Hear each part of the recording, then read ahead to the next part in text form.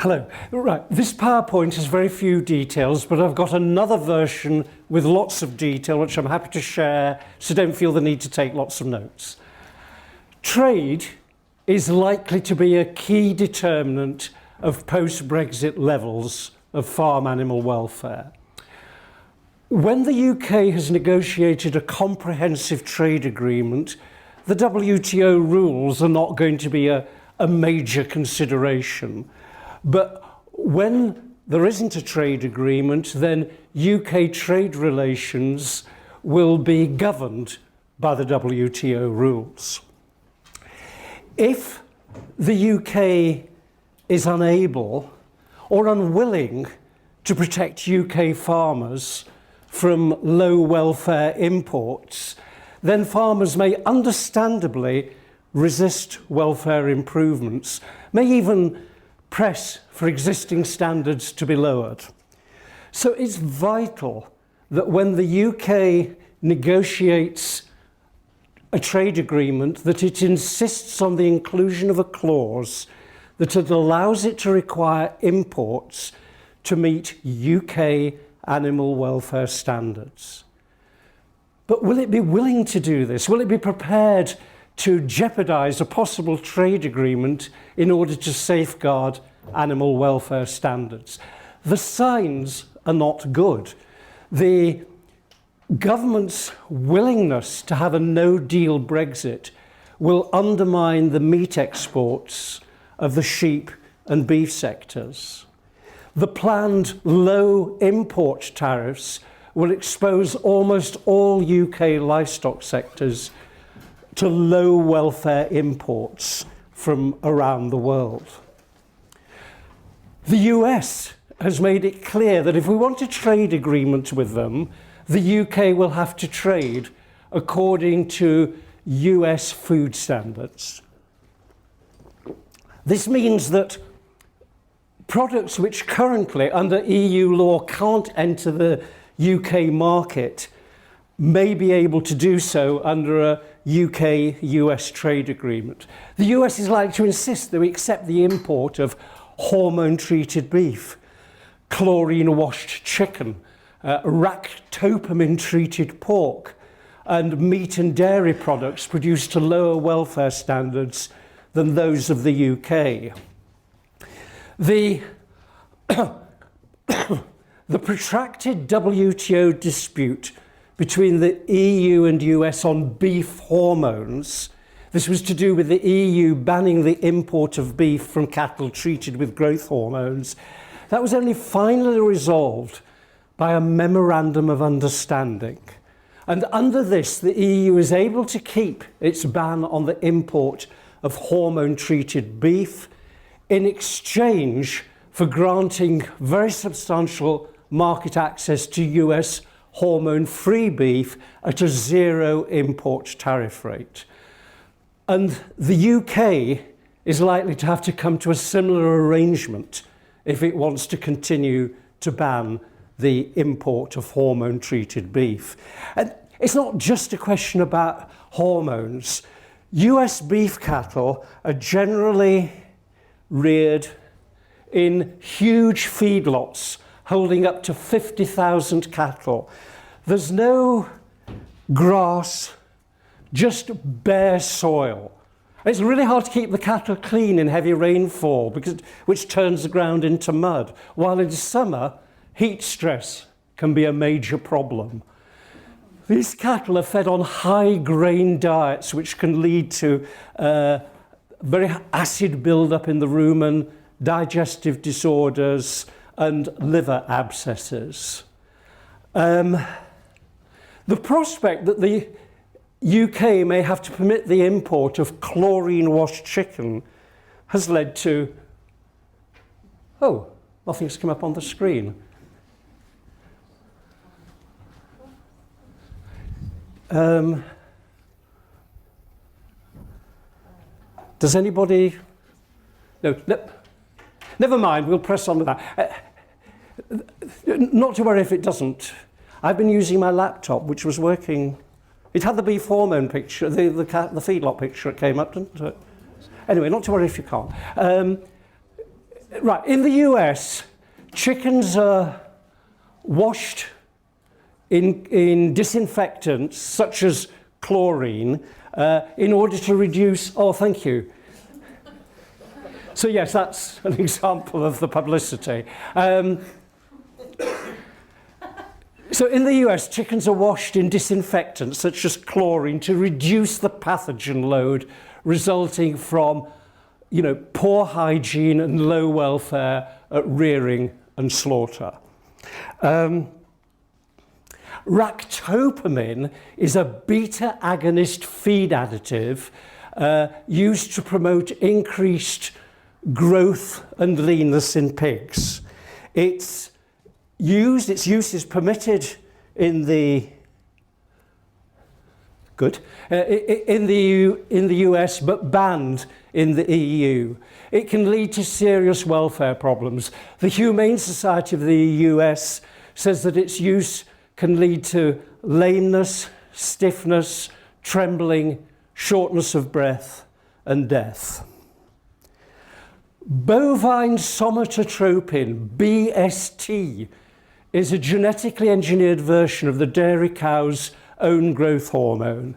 It's used in the US to increase milk yield. But its use is prohibited in the EU. The EU ban on the use of BST is based on a scientific report from its Committee on Animal Health, who said that BST use leads to very significantly poorer welfare due to increased foot disorders, mastitis, reproductive orders, and production-related diseases. But a trade agreement with the US could well lead to the import of dairy products from US cows treated with BST. Now, these cows have higher milk yields than UK cows and will undercut UK farmers on price. So UK farmers may be driven to further intensification with concomitant risks to dairy cow welfare.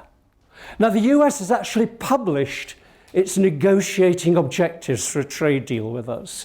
And it says it wants to promote regulatory compatibility between the UK and US. It actually says it wants to require the UK to publish drafts of regulations and to allow stakeholders in other countries to comment on those drafts. Then the UK would be required to address issues raised by these other stakeholders and to explain how the final measure meets its stated objectives. It is going to be very hard if we have to have regulatory compatibility with the US to ever again improve farm animal welfare regulations in the UK. And how do you have regulatory compatibility with a country that has virtually no regulations at federal level? There are no federal regulations protecting animals on farm. There's slaughter regulations, but much weaker than ours. They don't cover poultry at all. There's transport regulations, but again, weaker, less detailed than ours. Just 12 out of 50 states have banned one or more of battery cages, sow stalls, or veal grates.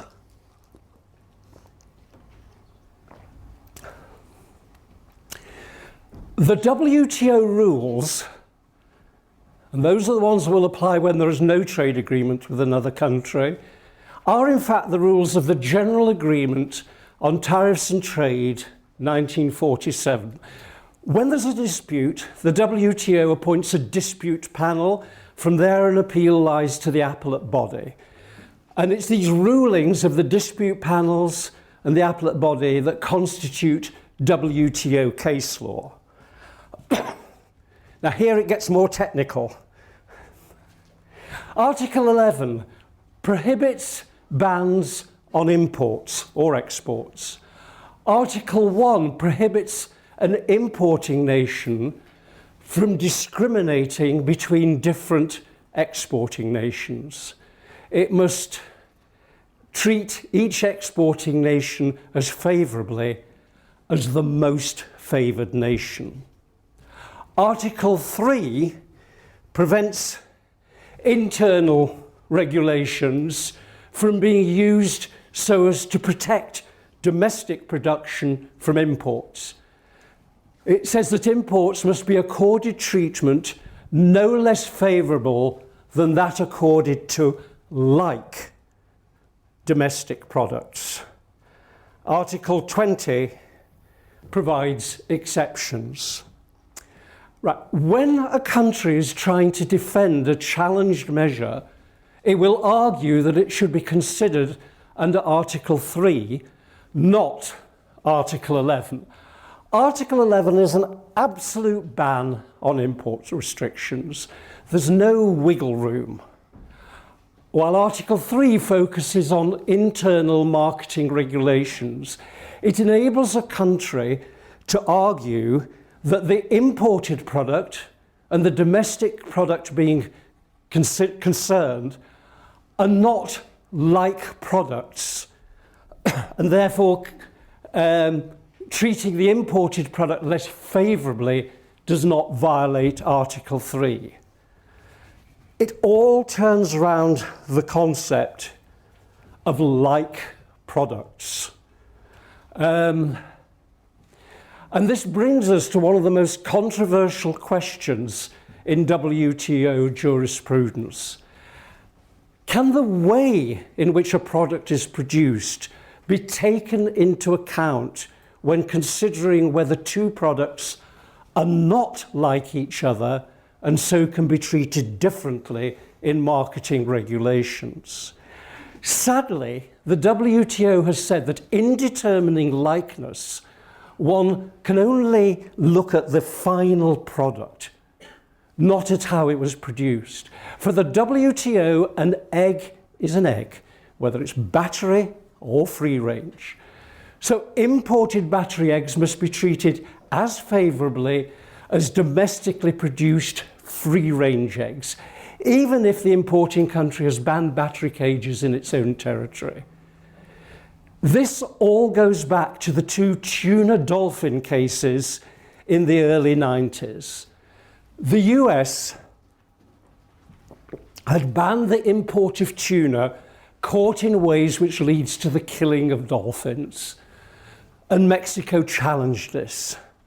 And the GATT panel ruled that a country couldn't distinguish between different kinds of tuna on the basis of how they were caught. For the WTO, dolphin safe and dolphin deadly tuna are like products and must be treated alike.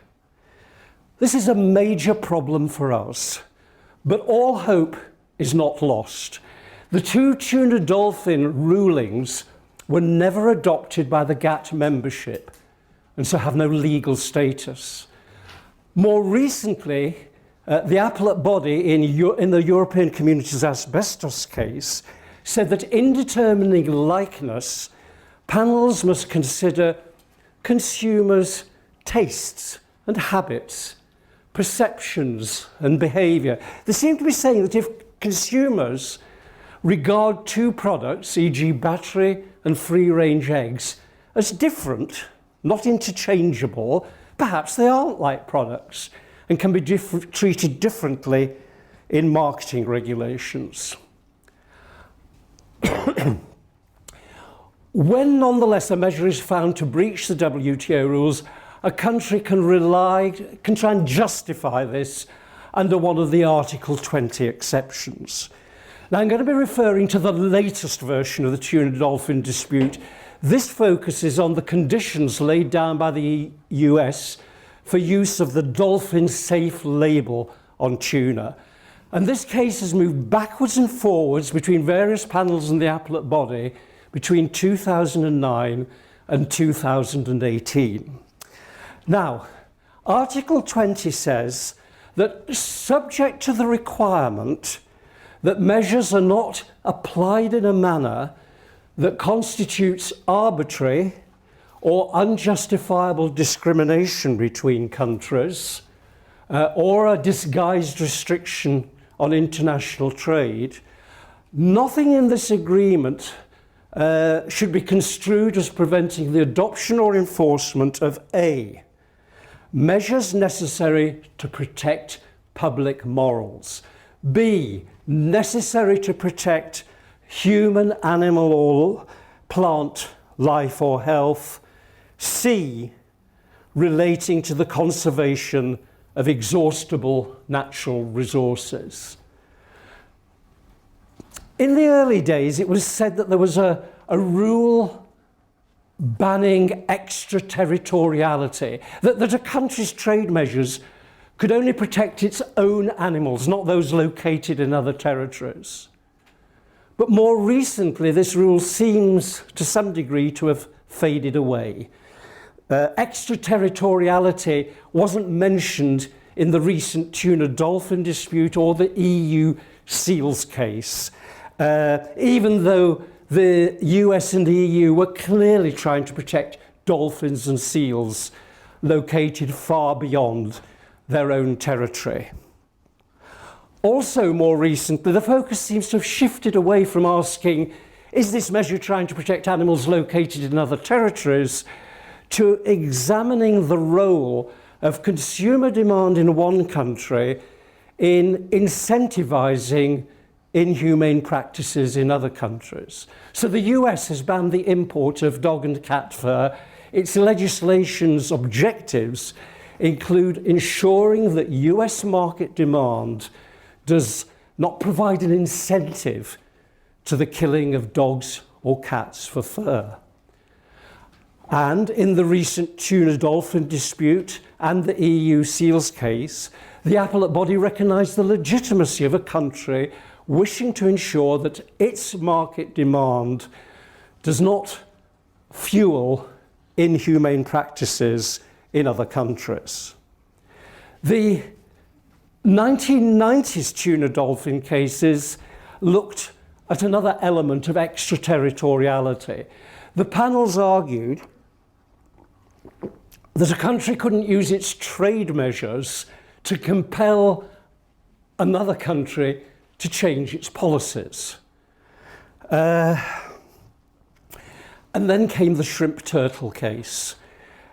A bit like tuna-dolphin, the US had banned the import of shrimp caught in ways that leads to the death of sea turtles. They required shrimp nets to be fitted with a turtle excluder device, and several countries objected to this. And when this case first came to the WTO in 1998, the panel made it clear that animal protection measures could never take precedence over free trade. And so by the late 90s, things were looking grim. And then began a remarkable turnaround. When the shrimp turtle case returned to the WTO in 2001, the panel and the appellate body said that while a country can't condition access to its market on requiring, on another adopting the same regime as its own, it could require an exporting country to have a programme comparable in effectiveness to its own. This was the first time the WTO recognised the legitimacy of a country requiring imports to meet certain animal protection conditions. In the EU seals case, the WTO considered the Article 20A exception on public morals. The EU had banned the import of seal products due to the cruelty of the seal hunt. This was challenged by Canada and Norway. And the panel ruled that in the EU, animal welfare is an issue of an ethical or moral nature. And the appellate body recognised that a key objective of the EU seals regime is addressing EU public moral concerns about seal welfare. And the appellate body agreed with the panel that addressing EU public moral concerns about seal welfare falls within the 20A exception on public morals. This was the really, the big turnaround moment. It was established that animal welfare is an issue of public morals in those countries where there is a genuine concern about animal welfare. And in the shrimp turtle case, the appellate body said that sea turtles, nearly all species of which are endangered, may fall within the 20G exception as exhaustible natural resources. But this still left unclear the position of non-endangered animals. Now the tuna dolphin, this latest tuna dolphin dispute, mainly looked at one of the WTO side agreements, the Agreement on Technical Barriers to Trade, TBT. And Article 2 of this sets out a list of legitimate objectives, one of which is the protection of the life and health of animals, very similar to GATT Article B. And the panel said that Article 2 of TBT refers to the protection of the life and health of animals in general terms and doesn't require this protection to be directed exclusively at endangered populations. It said, crucially, that countries are allowed to pursue policies aimed at the protection of individual animals or species whose sustainability as a group is not threatened. The easing of the interpretation of the WTO rules can also be seen in the increased recognition by the WTO that each country is entitled to determine its own level of protection, whether it's in animal welfare, environment, health, provided there's no discrimination. In short, importers must be as entitled as domestic producers to provide products that meet that chosen level of protection. The tuna dolphin case throws some light on the consistency of labelling schemes with the WTO rules. US law lays down the conditions that must be met for the use of the dolphin safe label on tuna, and Mexico challenged this. And one of the key objectives of the US labelling scheme is to ensure that consumers are not misled or deceived about whether tuna has been caught in a way that adversely affects dolphins. And the appellate body said, yes, that's a legitimate objective. Indeed, the list of legitimate objectives laid down in TBT includes prevention of deceptive practices. But there was another problem. The labelling scheme sets differing conditions for use of the label that vary depending on the fishing method used and the area of the ocean in which the tuna was caught. And these differing conditions led to Mexico facing tougher conditions than other countries. So Mexico challenged this. And the WTO had to consider whether the less favourable treatment accorded to Mexican tuna stemmed from a legitimate regulatory distinction rather than reflecting discrimination against imports. And remarkably, the appellate body said that the different conditions laid down by the scheme were properly calibrated to the different risks arising for dolphins from differing fishing methods in differing areas of the ocean, and thus the US scheme was consistent with the WTO rules. In conclusion, it's been a long journey since the early 1990s. You know, when the WTO was saying animal welfare will never be allowed to get in the way, free trade will never be allowed to get in the way of animal welfare. What we've seen is WTO's case law working quite hard to find a proper balance between free trade and other legitimate public policy considerations such as animal welfare. I'm not saying anything goes, far from it.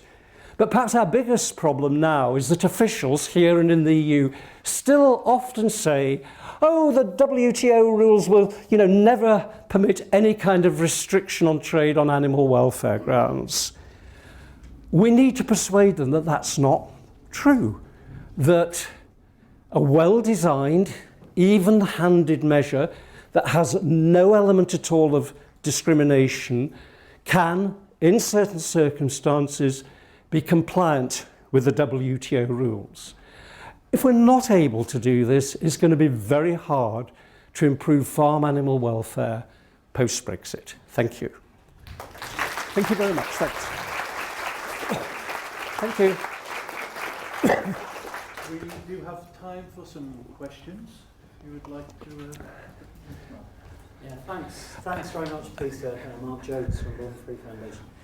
Do you think, given the increasing focus on the climate crisis, that there's going to be movement within the WTO with respect to the shipping of products over large distances as opposed to the sourcing of products locally? Right, I don't know, but I think that's possible. I think the WTO really has moved from those early days when it said, look, we are the dominant international treaty and we don't need to bother about anything else, to a recognition of the role that trade can play, for good or ill, in other issues. So yes, I think that's possible. Remember, always most WTO cases have failed against the country that's being challenged because there's an element of discrimination, either in theory or in fact. If in practice what you've done means that some countries have a tougher deal than others, the WTO will strike it down. Though then you can do what the US has done in both tuna, dolphin and shrimp turtle and say, okay, we'll go away, we'll think about what the WTO has said and we'll redesign our measure. We don't have to just give up altogether. Thanks. If anybody else has got questions, by the way, do shout. My hearing's not great. You said we could persuade the WTO to accept new standards. How would you go about persuading them? To accept new standards? I've forgotten what you said at the end, to persuade them. Oh, I see. Yes, I'm with you. I said that one of the real frustrations for me, and I'm sure others, is that, when we talk to officials, they keep saying, as if none of this case law had ever happened, we can't have any restrictions, trade restrictions on animal welfare grounds because of WTO. And I think we, lawyers, NGOs, have to really keep presenting the evidence to government that actually that's not so. And occasionally when there's enough public pressure, governments do move, like the EU banning the import of seal products, which I don't think it really wanted to do, but there was so much public pressure. And then when it was challenged, defending it. So it's not impossible.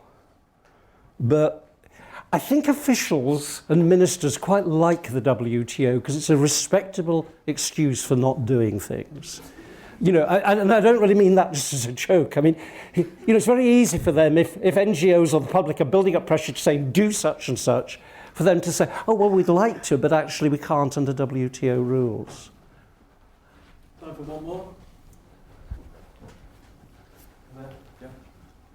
Could you please comment on potentially the usefulness of the exception clause on grounds of human health for some of the products that you described, for example, with a kind of case study of some US animal products, whether that could potentially come into play and help maintain better standards of welfare? Yes. Sometimes one can defend a measure which is, basically about animal welfare by also arguing, yes, look, there's a human health implication, which of course is going to be taken much more seriously by WTO than animal welfare. And the one other thing that's still a bit of an open question, I tried to trace in how all the three exceptions that I was interested in have been to some extent looked at favourably by the WTO. A remaining question is, does animal health extend to animal welfare? In many cases, that in a sense doesn't matter because some animal welfare issues clearly also impact animals' health. The most obvious perhaps being, the very fast growth rates of broiler chickens, which lead to, many chickens suffering from lameness, is clearly both a health and a welfare issue. So one can extend the health to welfare. So there's still some open questions. I don't want to kind of provide, as I say, an over-optimistic view of WTO, But I'm trying to challenge the conventional view that actually almost nothing can be done. Thanks. Okay, once again, thank you. Thanks.